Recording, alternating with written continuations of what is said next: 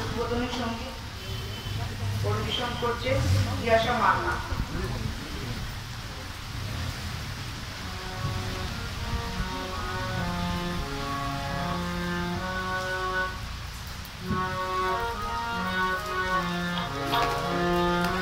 আমার মনে প্রাণে ঘর করেছে রাধা রাধা, আমার মনে প্রাণে ঘর করেছে রাধা রাধা, পরম করুণায় নাম তুমি তুই অবিরা, মনে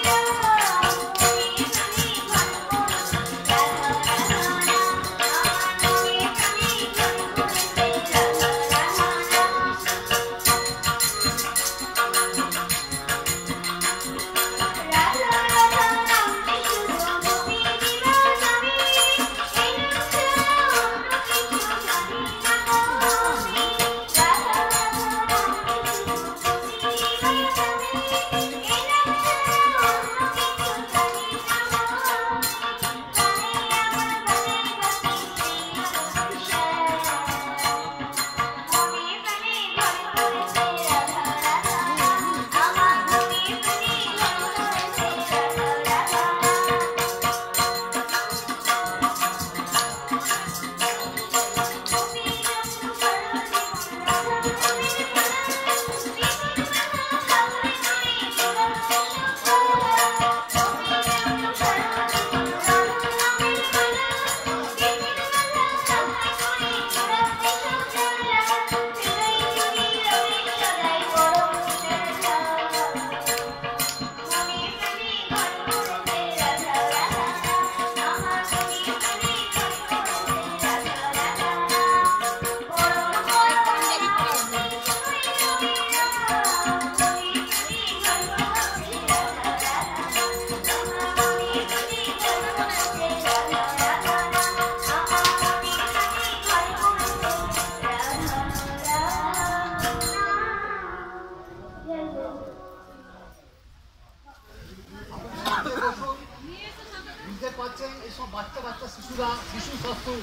সবটাই বাচ্চারা করবে কাজে, এবং এরা কেউই কিন্তু মাইক্রোফোন ধরতে অভ্যস্ত নয়, কেউ কোনোদিন মাইক্রোফোন ধরেননি, তাদেরকে সেই মতোই ঠাকুর তাদের তৈরি করে নিয়েছেন।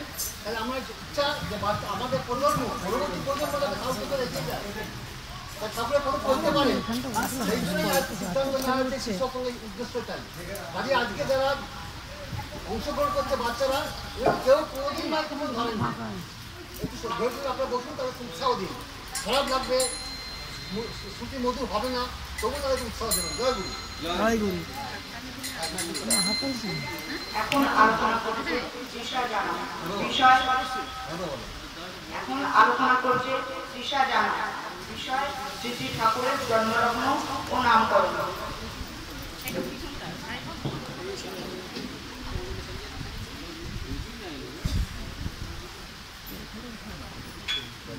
জয় গুরু। পরম প্রেমময় শ্রী শ্রী ঠাকুরের চরণে কোটি কোটি প্রণাম। পরমারাধ্যা জগৎ জননী শ্রী শ্রী বড়মার চরণে কোটি কোটি প্রণাম। পরম পূজ্য পাদ শ্রী শ্রী বড়দার চরণে কোটি কোটি প্রণাম। আচার্য দেবের শ্রী চরণে কোটি কোটি প্রণাম। এখানে উপস্থিত সকলকে জয়। আজ বিশুদ্ধ পঞ্জিকা মতে 30শে ভাদ্র, এমনই এক দিনে ঠাকুর জন্মগ্রহণ করেছিলেন। সেদিন ছিল বাংলা 1295 সাল, ইংরাজি 1888 খ্রিস্টাব্দে 14ই সেপ্টেম্বর, 30শে ভাদ্র শুক্রবার, তাল নবমী তিথি। ভারতীয় সময় সকাল 7টা 5 মিনিট। এই শুভ লগ্নে আশ্চর্য ব্যতিক্রম ঘটিয়ে দীর্ঘ 12 মাস মাতৃগর্ভে অবস্থান করে আবির্ভূত হলেন এক দিব্য শিশু পাবনা জেলার হিমায়তপুর গ্রামে। পিতা শিবচন্দ্র চক্রবর্তী এবং মাতা মনমোহিনী দেবীর কোল আলো করে। সেই শিশুর কি অপরূপ রূপ! উজ্জ্বল অঙ্গজ্যোতিতে যেন ভরে উঠেছে 10 দিক। শিশু কাঁদছে না, হাসছে।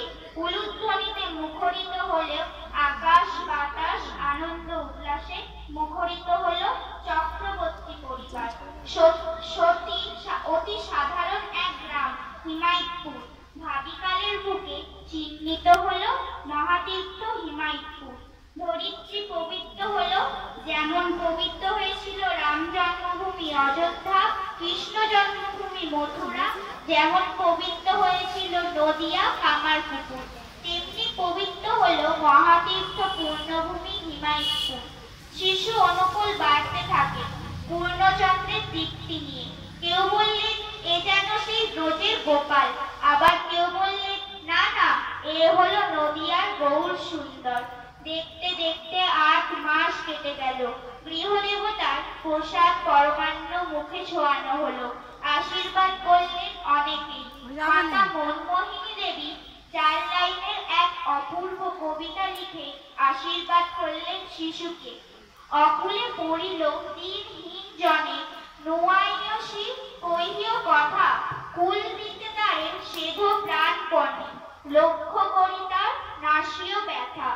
এই কবিতার প্রতি লাইনের অক্ষর দিয়ে তিনি তার সন্তানের নামকরণ করলেন অনুকূল।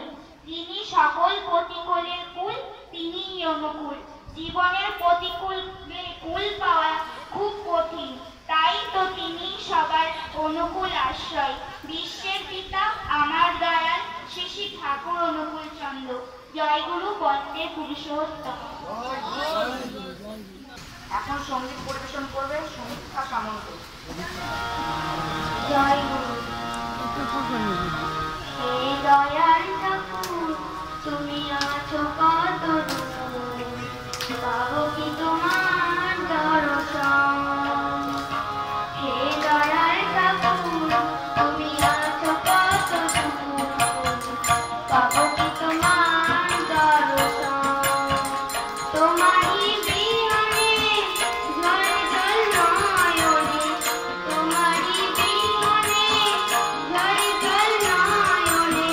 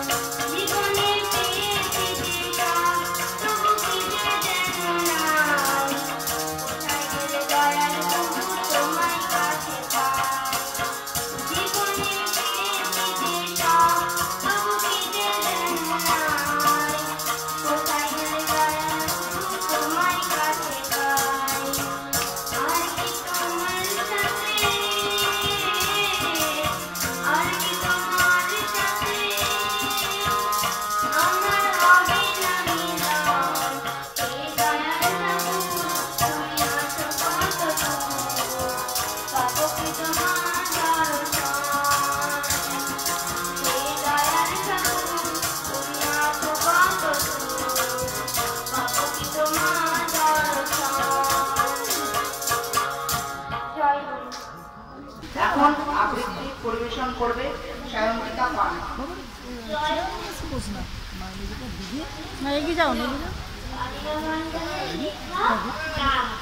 নাম করো নাম করো নাম করো গাই যদি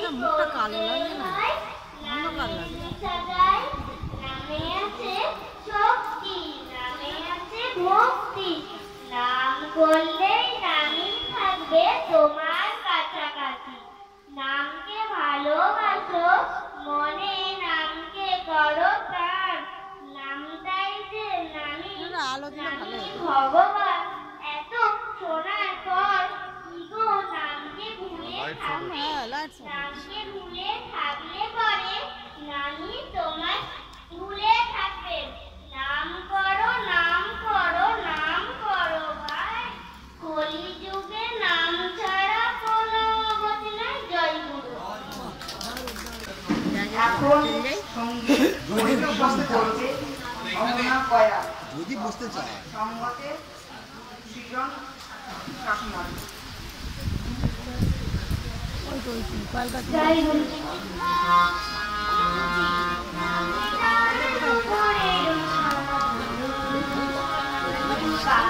যদি কেউ বুঝতে চায়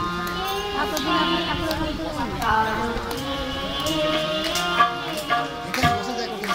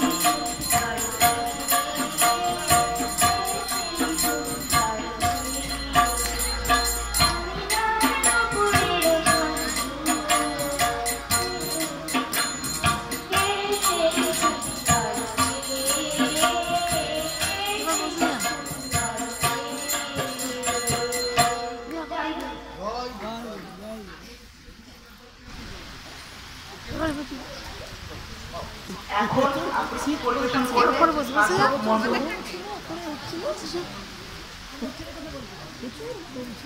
এগিয়ে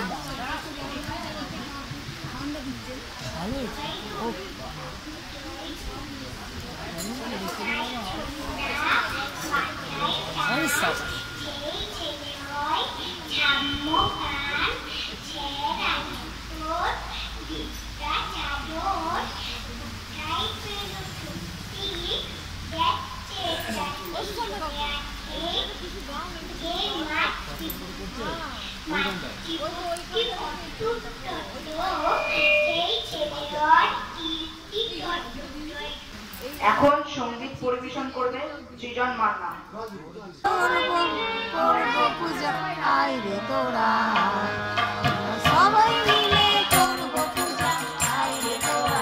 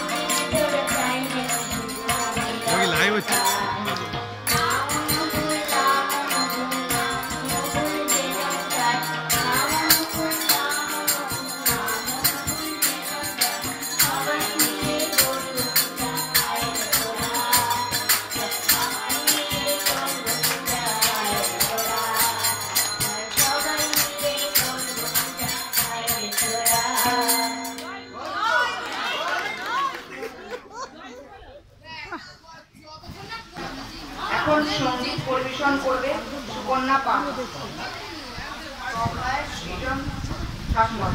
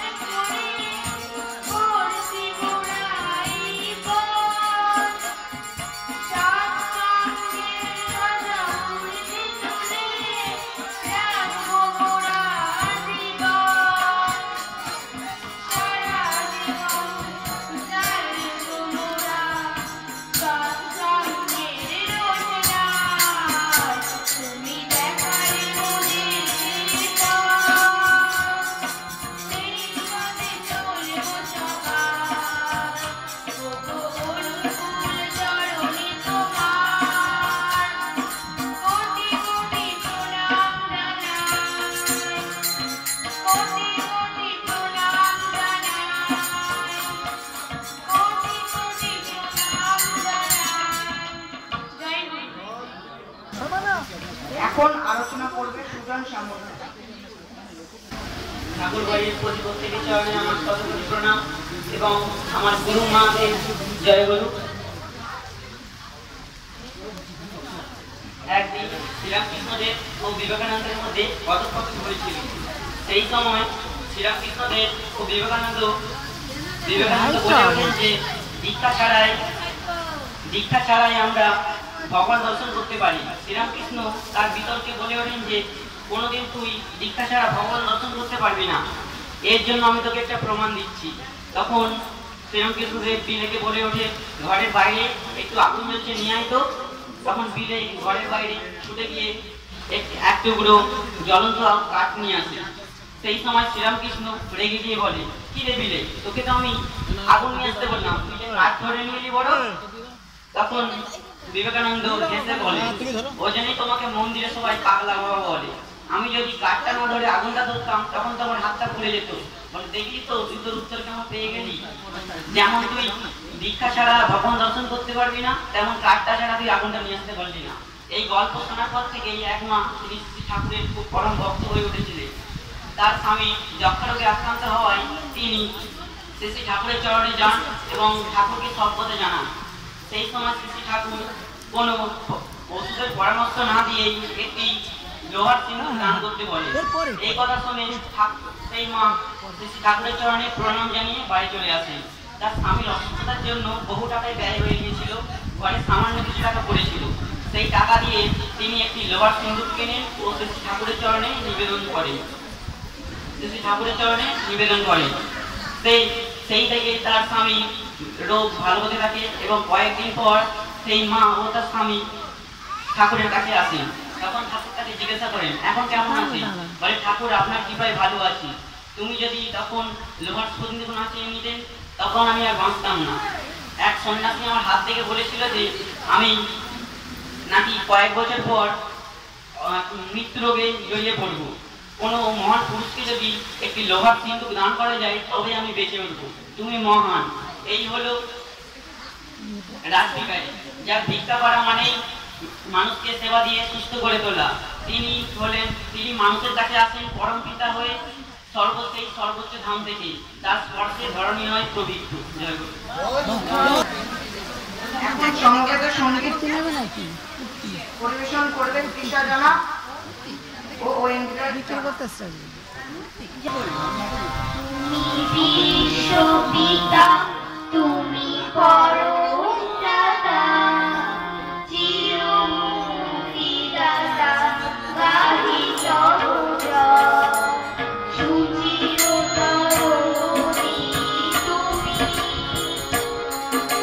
সমদর্শী স্বামী, রঘুবংশী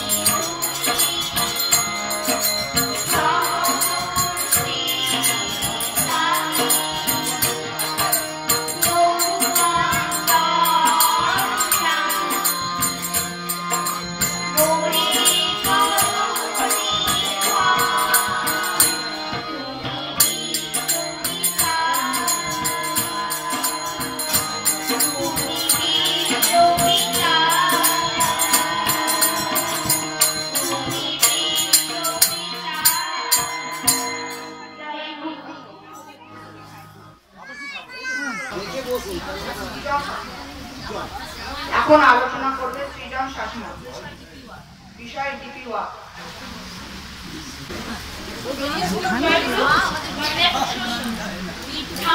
ঠাকুর পরিবারে আমার শতকোটি প্রণাম। এখানে উপস্থিত সকলকে আমার প্রণাম ও জয়। আজ শ্রী শ্রী ঠাকুরের 137তম জন্ম। আজ আমরা সবাই আনন্দ করে ঠাকুরের জন্মদিন। ঠাকুর আমাদের জন্য রেখে গেছেন তার অমূল্যবান ও আচার্য। ঠাকুর বললেন, ইষ্টগুরু পুরুষোত্তম, প্রতিগুরু বংশধর, এই তো শরীরে সুস্থ থাকে, জ্ঞান তো তিনি নিরন্তর। অর্থাৎ ঠাকুর তার বংশ পরম্পরার মধ্যে দিয়ে জীবন্ত হয়ে থাকবে আমাদের মধ্যে। শ্রী শ্রী বরদা, শ্রী শ্রী দাদা এবং বর্তমান আচার্যদেবের মধ্যে দিয়ে আমরা তাকে দেখতে পাই, তাকে অনুভব করি ও আগে নিলে ভালো হবে করার চেষ্টা করি। আমাকে তুমি কি বলে ডাকলে? ঈশ্বরদের সম্মান করে আমরা বর্তমানে আচার্যদেব পূজ্যপাত অখিল দাস দিয়েছেন পঞ্চায়েত প্রধানমন্ত্রী ডিপি ওয়ার্ক। এই ডিপি ওয়ার্কের মধ্যে দিয়ে আমরা প্রত্যেকে সাথে সুখ, আনন্দ, উৎসব ভাগ করে নিতে পারি।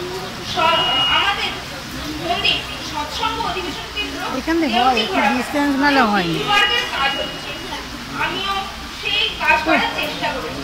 শ্রী শ্রী আচার্যদেবের জন্মদিন উপলক্ষে আমরা চকলেট বিতরণ করেছি। বড় দাদা দিদিদের সঙ্গে এখানে ছবিটা আসছে না, কেটে যাচ্ছে হাফ। বিকেল 5টা পর্যন্ত সবার খোঁজ খবর নিই। যারা আমার ঠাকুর মানুষ তাদের খোঁজ খবর নিয়েছে, তারা কেমন আছে, বাড়ির সবাই ভালো আছে কিনা, কখন ঠাকুর বাড়ি গেছেন কিনা, বাড়িতে ঠাকুরের প্রতিকৃতি সুন্দর আছে কিনা তা জানার চেষ্টা করি। আচার্যদেবের অনেক ভালোবাসা দিয়েছে, অনেক বৃদ্ধ মানুষ আমাদের থেকে খুশি হয়েছে এবং অনেক মানুষ বলেছেন তারা আবারও মন্দিরে আসবে ঠাকুরকে মাথায় নিয়ে চলার। এক কৃষ্ণপ্রাণ লান্তাবাবুর বাড়িতে ঠাকুরের বনভোজনের আয়োজন করি। ঠাকুরকে ভালোবাসি, ঠাকুর 2 হাত ধরে সেই ভালোবাসা আমাদের দেন।